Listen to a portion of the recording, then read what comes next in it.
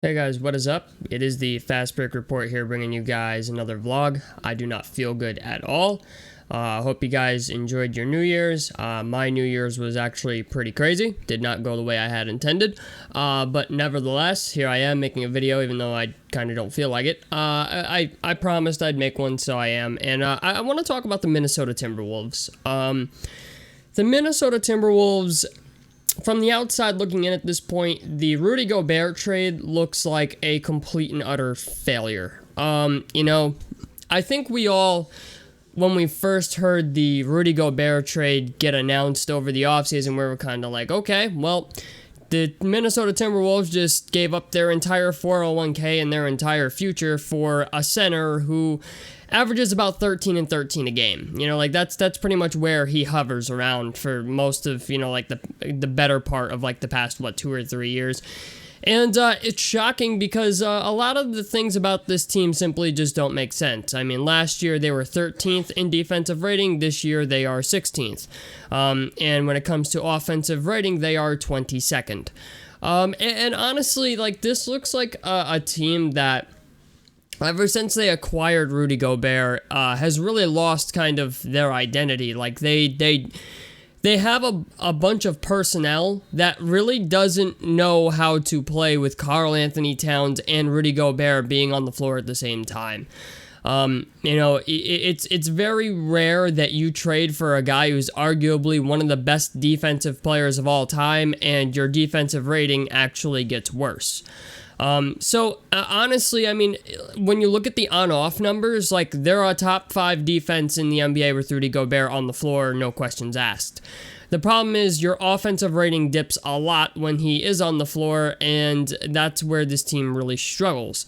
They are not good with Rudy Gobert on the floor, but they're fucking amazing with Karl Anthony Towns on the floor. And it's really weird because it feels almost like this team is kind of relegated to choose now between Karl Anthony Towns and Rudy Gobert, because when they play, you can't settle and just make Karl Anthony Towns strictly a three-point shooter. He's a guy that is capable of doing other things, and honestly, it's kind of just a waste of fucking talent to just let Karl Anthony Towns sit on the three-point line and wait for three-point shots, which, by the way, he's not even hitting them at a decent clip. He's shooting 32% from three this year.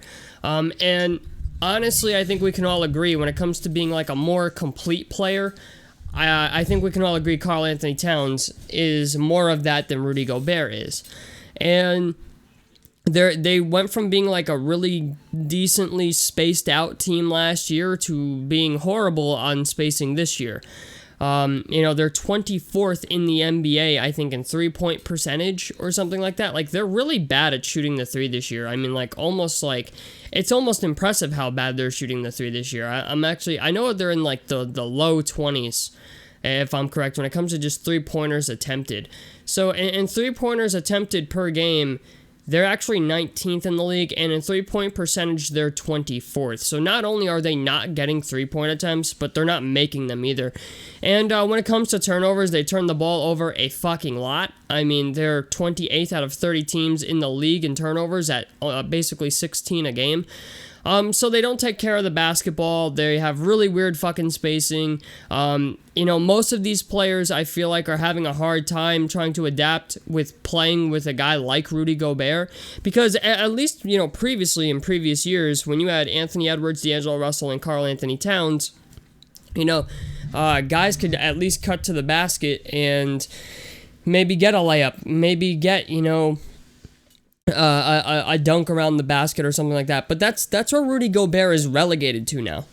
You have Rudy Gobert who's just in the dunker spot all game, and guys don't know how to play with that. You know what I'm saying? There's a lot of guys who are struggling playing with Rudy Gobert at the moment. And honestly, there's some guys who have been a nice addition to this team. Naz Reid is shooting 36% from three, which is very unexpected, if I'm being honest. I don't think anybody expected Naz Reid to just magically become a good three-point shooter. And honestly, a lot of the guys on their team aren't bad at shooting threes. It's just their spacing is fucking terrible, and their offense struggles. Watching this team try to play offense is kind of embarrassing, if I'm being honest. Like, it's like trying to teach a monkey how to do math. You know what I'm saying? Like, it's bad. And honestly, like, they're a team that I think they, like, I keep saying they could benefit from a playmaking point guard, and they could. Like, they're a team that really could benefit from a guy who's more of a playmaker and not a cut-to-the-basket type of guy like D'Angelo Russell is. But they really need to stop turning the ball over. And I honestly, like, early on, this trade looks bad. Like, to me, this is an automatic failure. Like, there's nothing at this point that I think, like, there's no player, I think, in the NBA right now, other than maybe Giannis or Luka Doncic or somebody like that, who I think warrants trading, like, 6 first-round picks, 4 or 5 first-round picks, and then 2 pick swaps for a star player. Okay, and that's what the Timberwolves did. They traded a shit ton of draft picks for a center who, yes, is one of the better centers in the NBA, one of the best defensive players in the NBA, but he is very, very limited on offense. And Anthony Edwards is not exactly the greatest playmaker in the world. Like, he's not exactly, like, he's not useless as a playmaker, but he's not the greatest playmaker in the world. D'Angelo Russell's one of those guys that when he gets the ball, he doesn't even look for his fucking teammates. Like, he gets the ball and his teammates start walking back to the other end of the court because they know he's going to shoot the rock, okay? So I really think this team also needs to find a way to run some plays to maybe, I don't know, get Rudy Gobert out of the paint, maybe rotate him out. Yes, he's not a three-point threat, but, if you can open that up for, like, maybe, Anthony Edwards gets a good look at the basket, maybe Karl Anthony Towns, because Karl Anthony Towns is still going to want his post touches. You know what I'm saying? Like, he's still a good player. And it just, the fit between Rudy Gobert and Karl Anthony Towns is simply not working. So really, the shitty part about this whole thing is the Timberwolves are now forced to potentially find a coach or a head coach that can make this work, because not only is, like, what they have now not working, but they're strapped for cash now as well and don't have really any draft picks. So I don't know, man. I don't know how this is going to go in the future. Obviously, I think D'Angelo Russell is going to leave in the offseason. I don't think the Timberwolves are going to bring him back. I feel like they're going to maybe try to go a different route and find maybe, I don't know, a guy like, like, granted, Ricky Rubio already played there, but a guy like Ricky Rubio, somebody. I don't know who that somebody is, but it's not D'Angelo Russell, and it's just, this team has no chemistry either. That's the one thing I can say about it, is, like, watching them play, it's just, they look like they get out there and have no idea what to do. It's like, do I stand in this corner or do I cut to the basket? And cutting to the basket doesn't even make sense because Rudy Gobert's there, So I don't know, man. Right now, on the outside looking in, this trade looks like it was a failure, a mistake. I get that this was probably the biggest trade the Timberwolves have ever made in their franchise history, but it's not working out.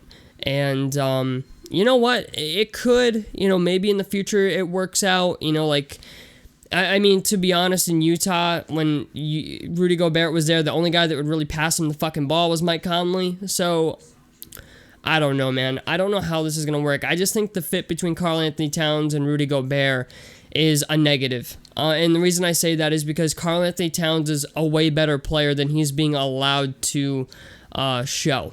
Like, we know how good Karl Anthony Towns is, and right now you're suppressing Karl Anthony Towns to allow Rudy Gobert to be on the floor. And this is a team that I'm like, you're paying this guy not only an ass ton of money, but you also gave away, like, your entire future for him, and your offense is an absolute disaster with him out there. So I don't know, man. You know what? We'll have to wait and see. Only time will tell. But so far, this does not look like it's working out. I don't think it's going to work out.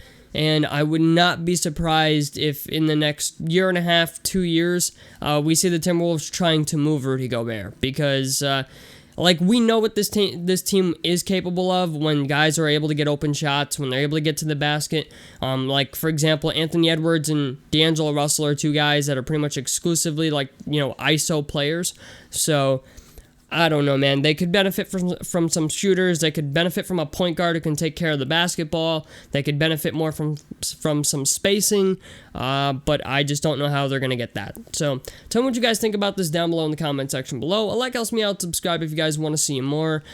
I'm the Fast Break Report, and I'm out of this motherfucker. Peace, guys.